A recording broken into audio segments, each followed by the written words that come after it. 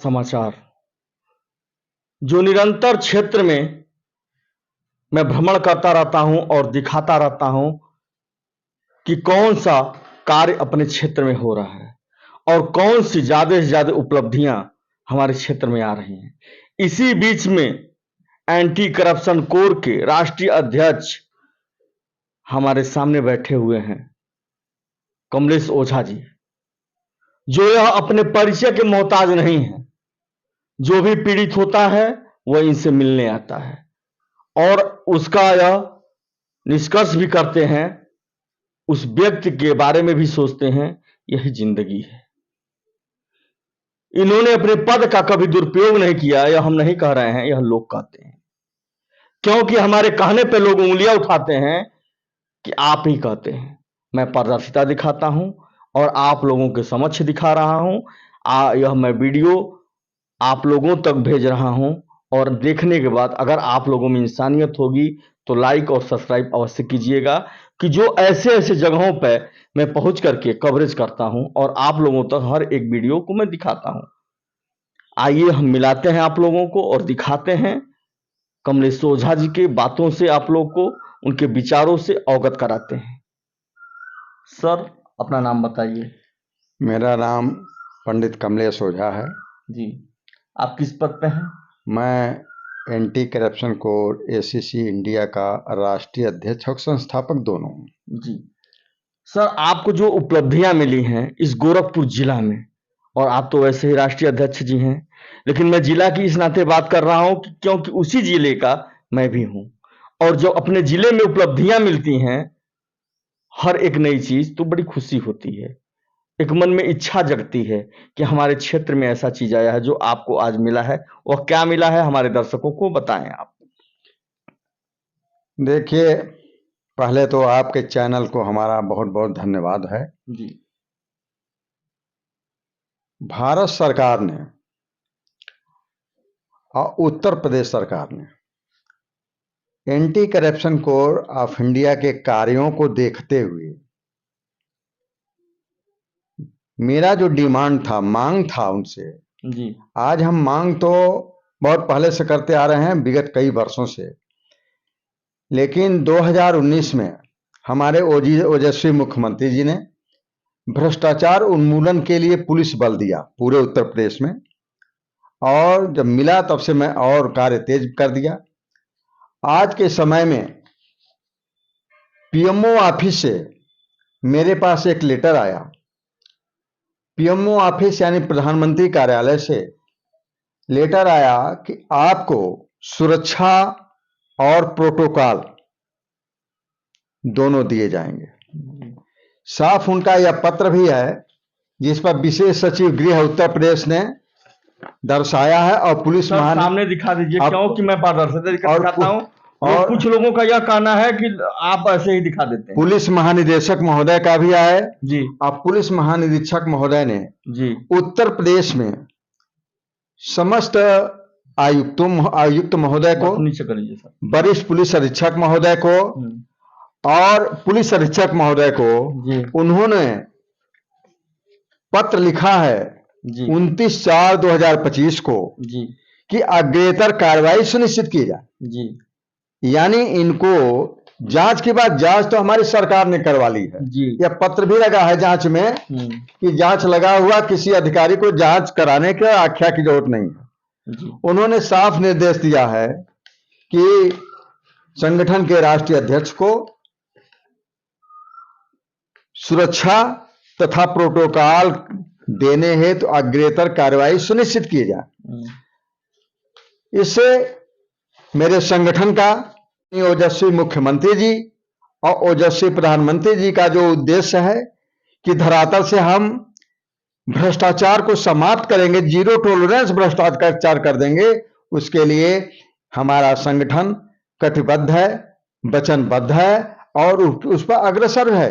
राष्ट्र की सेवा, जनहित, समाज हित, प्रदेश हित और राष्ट्र की सेवा ही सर्वोपर है। संगठन के पदाधिकारी और सदस्य संगठन मानता है और इसी कार्यों को देख करके हमारे केंद्र सरकार व उत्तर प्रदेश सरकार ने यह निर्णय लेते हुए कि प्रोटोकॉल और सुरक्षा विधिवत उपस्थित कराए जाए। इन्होंने पत्र भेजा है। आप ये बताइए, आपको कैसा लग रहा है जब इस तरह से प्रोटोकॉल आपको मिलता है और आपके कार्यकाल क्षेत्र में जो आप बड़ी बड़ी मुश्किलों को आसान बनाते हैं, उस विषय में यह सुरक्षा जो मिली है, आपको कैसा लग रहा है? देखिए, हमें, चूंकि मैं राष्ट्रीय अध्यक्ष हूं, मैंने 2015 से सतत परिश्रम किया हूं। न मुझे सरकार से पेमेंट मिलता, तनख्वाह मिलती है, और न कुछ मिलता है।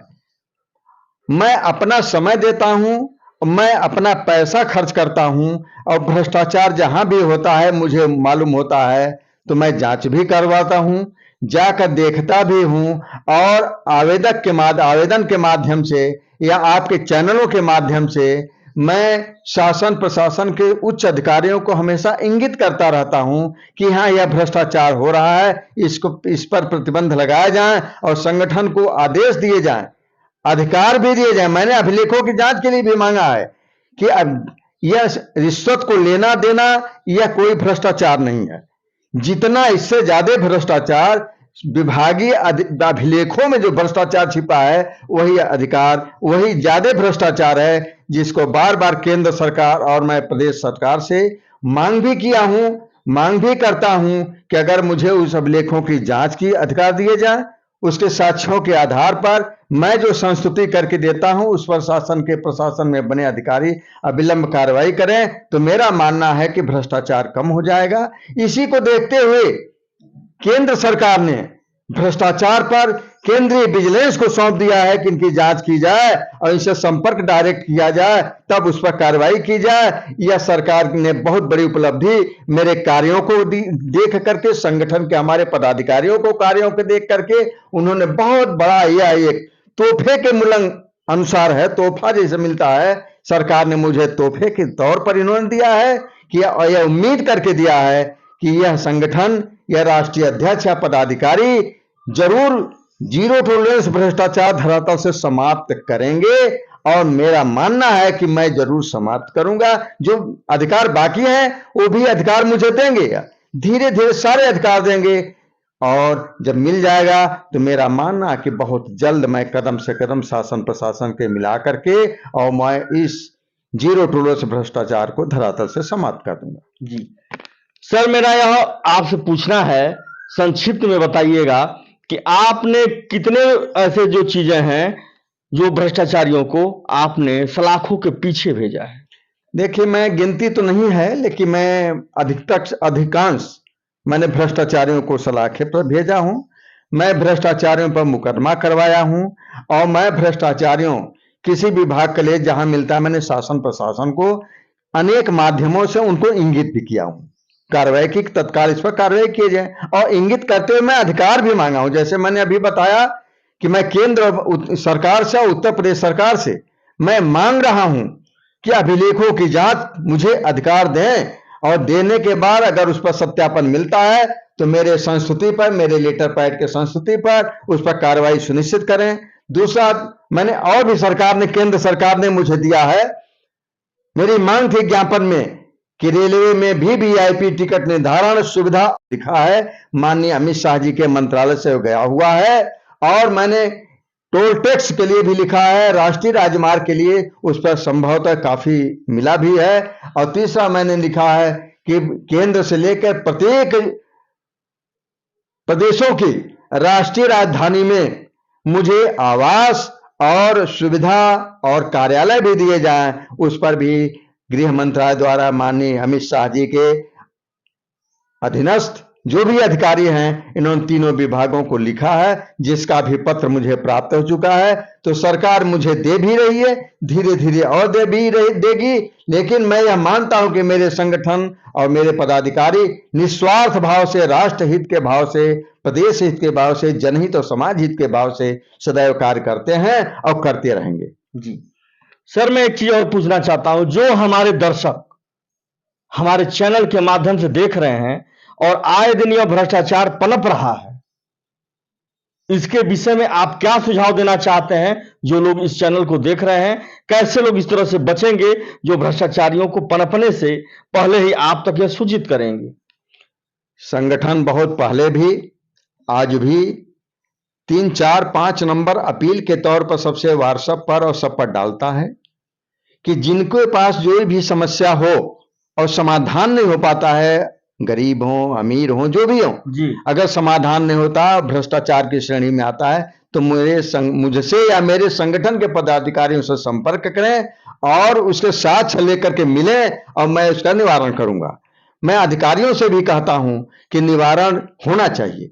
निवारण नहीं होगा तो मैं कोर्ट तक जाऊंगा, हाई कोर्ट तक। मैं किसी जनता से पैसा नहीं लेता हूं। कोई यह नहीं कह सकता है कि पैसा लेकर के लड़ाई लड़ते। मैं अपने घर से लड़ाई लड़ता हूं 2015 से, और 2025 चल रहा है। ज्ञापन तो मैंने शासन को दिया भी है कि मुझे अनुदान के रूप में भी कुछ धनराशि, कार्यालय खर्च और सब देना चाहिए, लेकिन सरकार उस पर विचार कर रही होगी। सरकार विचार करेगी और मेरे कार्यों को जो और भी जो दिया है उन्होंने, उसी तरह से उसको भी देगी। मैं बहुत दुखित होता हूं जब कोई सुनता हूं कि यहाँ भ्रष्टाचार पनप रहा है, किसी विभागों में पनप रहा है, किसी अधिकारी द्वारा रिश्वत के माध्यम चल रहा है, तो मुझे कष्ट होता है। और मैं संकल्पित हूं, बिल्कुल दृढ़ इच्छा करके बना बैठा हूं कि मैं या जहां तक होगा, मैं अमीरों का, गरीबों का, जहां भी भ्रष्टाचार, मैं उसको समाप्त करूंगा। जी धन्यवाद। यही उम्मीद जनता लगाए बैठती है आपसे, जो आप लोग निस्वार्थ भावना से इस क्षेत्र में काम कर रहे हैं और दबोच रहे हैं किसको, भ्रष्टाचारियों को जो पनप रहे हैं। और यह जो वीडियो देख रहे हैं वो संभल जाएं, क्योंकि यह जब दांव पे चलेगा आप पे, भ्रष्टाचारियों पे, तो आप सलाखों के पीछे होंगे। और याद रखेंगे उस कमलेश ओझा को, जो जिसने प्रण ले लिया है भ्रष्टाचार को खत्म करने के लिए, जो सरकार की नीतियों पर चल रहे हैं। और मुझे बेखौफ मैं पत्रकारिता करता हूं, बेधड़क पत्रकारिता करता हूं। ऐसे ऐसे लोगों के बीच में बैठ करके मैं दिखाना चाहता हूं क्षेत्र में कि कैसे लोग कितने काबिल हैं, जो समाज हित में कार्य कर रहे हैं और करते भी रहेंगे। वही कार्य करता है जो जिसमें क्षमता होती है बेखौफ काम करने का। और आप लोग निरंतर बने रहिए ऐसे ऐसे पत्रकारों के साथ, जो आप लोगों की खबरों को प्रकाशित करते हैं और दिखाते हैं बेखौफ। कहने के लिए तो बहुत लोग कुछ कहते हैं, लेकिन आप अगर देखते हैं क्षेत्र में, तो ऐसी ऐसी खबरों को लेकर के आता है मनोज मिश्रा और आप लोगों तक पहुंचाता है कि हमारे क्षेत्र में, हमारे जिला में और हमारे भारत देश में कैसे कैसे लोग हैं जो इस तरह से कार्य कर रहे हैं।